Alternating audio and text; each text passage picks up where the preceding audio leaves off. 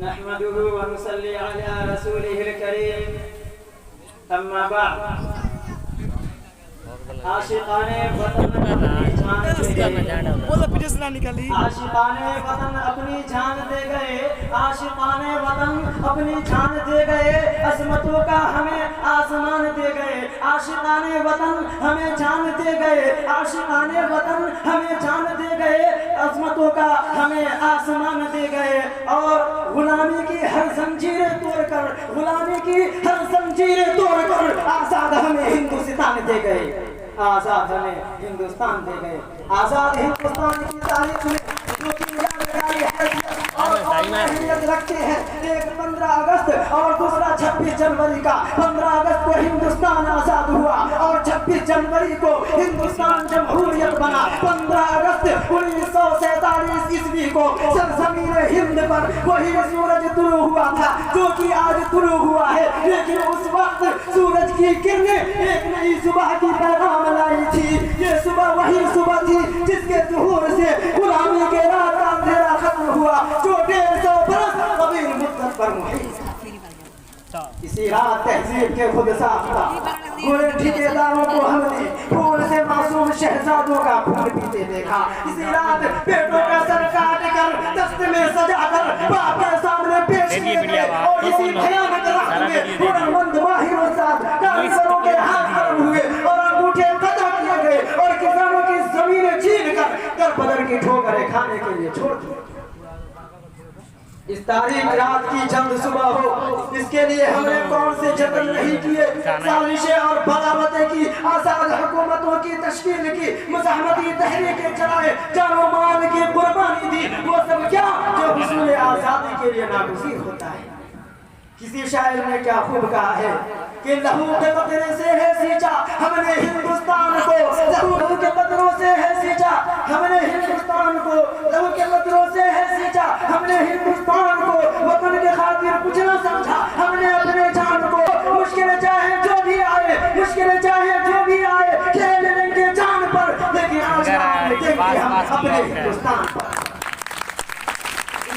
रात की जब सुबह हुई तो जिस खून ने जलियांवाला बाग की मिट्टी को शफक की सुर्खी से हमला कर दिया था, उसकी लाली रुखसत हो चुकी थी, वतन का इतिहाद पारा पारा था, अमन और सुकून गायब हो चुका था, गुलशन का राज था, फूलों की पत्तियां और फुलझड़ियां बिखरी थी और बुलबुलें कहीं दिखाई नहीं देती थी। लेकिन आज खून शहीदाने वतन का रंग लाकर ही रहा, लेकिन आज खून शहीदाने वतन का रंग लाकर ही रहा, लेकिन आज खून शहीदाने वतन का रंग लाकर ही रहा। आज ये जन्नत निशान हिंदुस्तान आजाद है।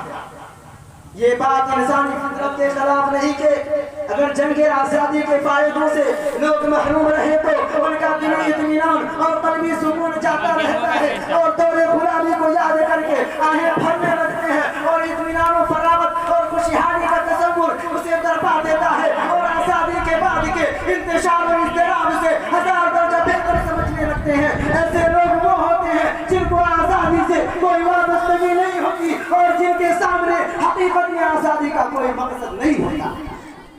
ऐसे लोग वो होते हैं जो हाथ हिलाना नहीं चाहते, लेकिन चाहते कि सब कुछ हुकूमत कर दे, फिर जब उनके बेअमली के नताइज उनके सामने आते हैं तो हुकूमत और ज़माना को हदफ कर पीठ बना देते हैं।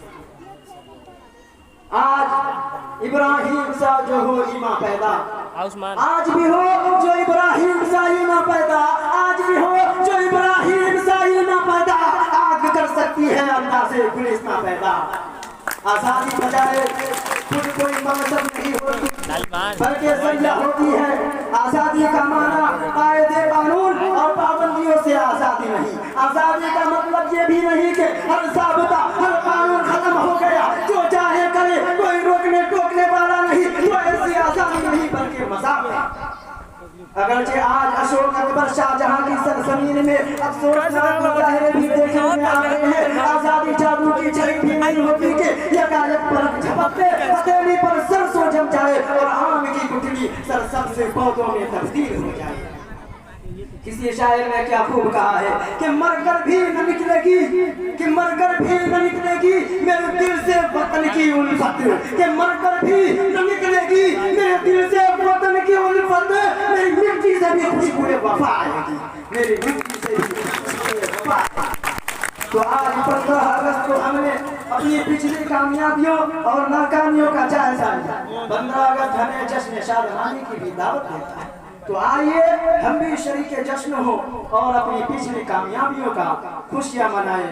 तो मैं इन्हीं चंद बातों पर अपनी तकरीर को खत्म करना चाहता हूँ।